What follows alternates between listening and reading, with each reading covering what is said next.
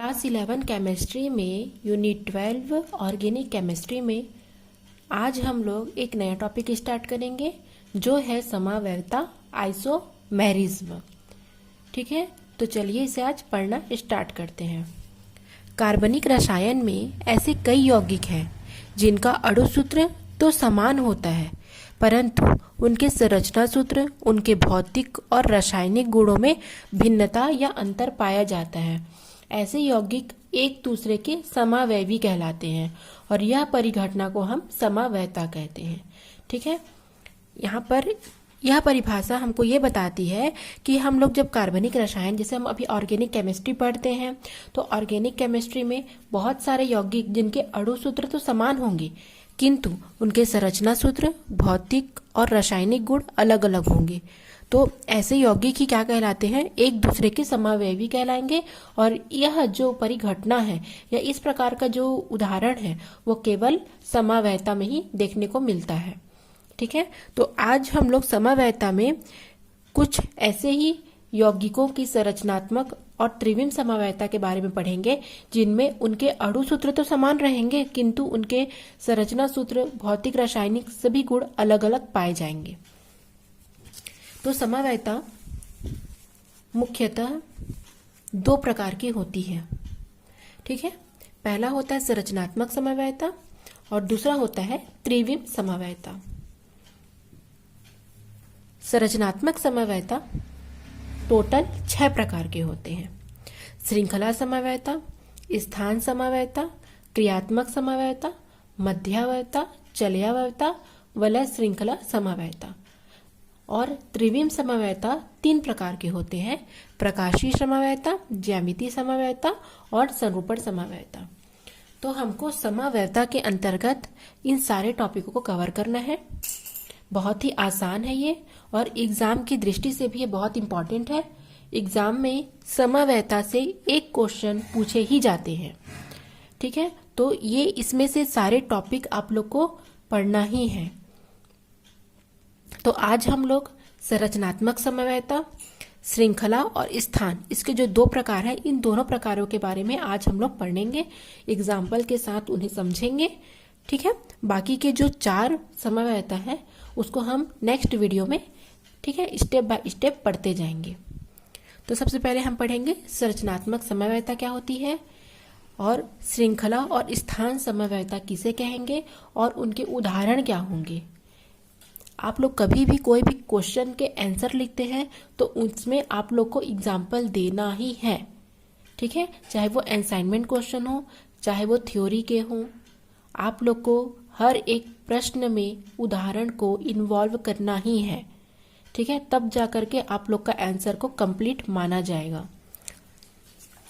तो ये बात आप लोग हमेशा याद रखेंगे, हर एक टॉपिक में आपको एग्जाम्पल ऐड करना ही है, तब जाकर के आप लोग का एग्जाम्पल और क्वेश्चन कंप्लीट माना जाएगा। तो आइए पढ़ते हैं हम संरचनात्मक समवायता। संरचनात्मक समवायता अणुओं के संरचना सूत्रों में भिन्नता के कारण होता है। ठीक है, फलतः उनके गुण भिन्न भिन्न हो जाते हैं। तो क्या होगा, जब समान अणु सूत्र वाले एक से अधिक ऐसे यौगिक जिनमें परमाणुओं की व्यवस्था भिन्न भिन्न होती है, तब ये संरचनात्मक समवायवी कहलाते हैं और इस परिघटना को हम संरचनात्मक समवायता कहते हैं। और ये निम्नलिखित 6 प्रकार के होते हैं। संरचनात्मक समवायता किसे कहेंगे, जिसमें यौगिक के अणु सूत्र तो सेम रहेंगे लेकिन उनकी जो व्यवस्था है, संरचनात्मक व्यवस्था है, ठीक है, वो क्या होगी, भिन्न भिन्न होगी।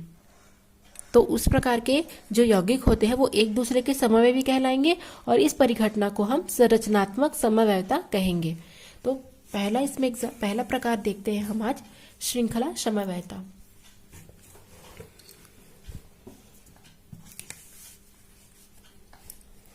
वे यौगिक जिनके अणु सूत्र तो समान होते हैं परंतु उनमें कार्बन श्रृंखलाएं भिन्न भिन्न प्रकार से जुड़ी होती है, उसे हम श्रृंखला समवायता कहते हैं। और इस प्रकार की परिघटना को हम श्रृंखला समवायता कहेंगे।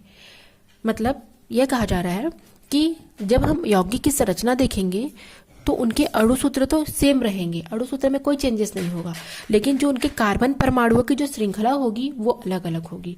हर बार श्रृंखलाएं चेंज होती जाएंगी, तो इसे हम श्रृंखला समवायता कहेंगे। देखते हैं एग्जाम्पल से इसे, ठीक है। तो पहला एग्जाम्पल है आप लोग का ब्यूटेन, जिसका सूत्र होता है C4H10, ठीक है। ब्यूटेन C4H10, उसके दो श्रृंखला समवायता होते हैं। अगर प्रश्न पूछा जाता है एग्जाम में कि ब्यूटेन की श्रृंखला समवायता को समझाइए, ऐसा क्वेश्चन आ सकता है कि ब्यूटेन की श्रृंखला समवायता को समझाइए, तो आपको उसमें श्रृंखलाओं के में परिवर्तन करना है। जैसे पहला आप देख सकते हैं CH3 CH2 CH2 CH3, ये ब्यूटेन हो गया। नॉर्मली ब्यूटेन का स्ट्रक्चर अगर मैं आपको बोलूंगी कि ब्यूटेन बनाओ, तो आप इस प्रकार की संरचना बनाएंगे।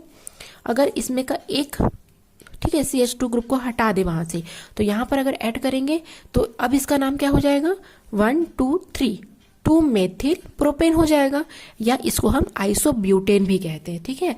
साधारण नामकरण में इसको हम आइसोब्यूटेन भी कहते हैं। तो इस प्रकार से ब्यूटेन के अणु सूत्र तो समान है, ठीक है।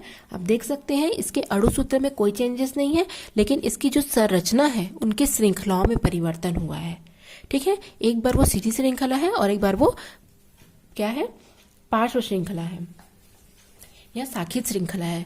तो इस प्रकार से श्रृंखला, जो कार्बन परमाणुओं की जो श्रृंखला है वो प्रत्येक बार क्या हो रही है, परिवर्तित हो रही है।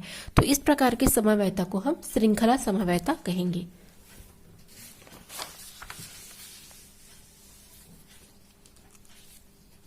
उसके अतिरिक्त यदि हमको पूछा जाए, प्रश्न पूछा जाए कि पेंटेन के 3 श्रृंखला समवायता समझाइए या पेंटेन में श्रृंखला समवायता को समझाइए, तब हमको किस प्रकार से समझाना है। पहला तो आएगा CH3 CH2 CH2 CH2 CH3, normal pentane बना लिए, इसको एन पेंटेन भी हम नाम दे सकते हैं, ठीक है। सामान्य नामकरण में इसको हम एन पेंटेन कह सकते हैं। अब क्या करेंगे, श्रृंखला में चेंजेस लाएंगे। तो एक बार यहाँ का CH3 को या यहाँ का CH3 को यहाँ ले आएंगे, तो अब क्या हो जाएगा, ये आइसोपेंटेन होगा।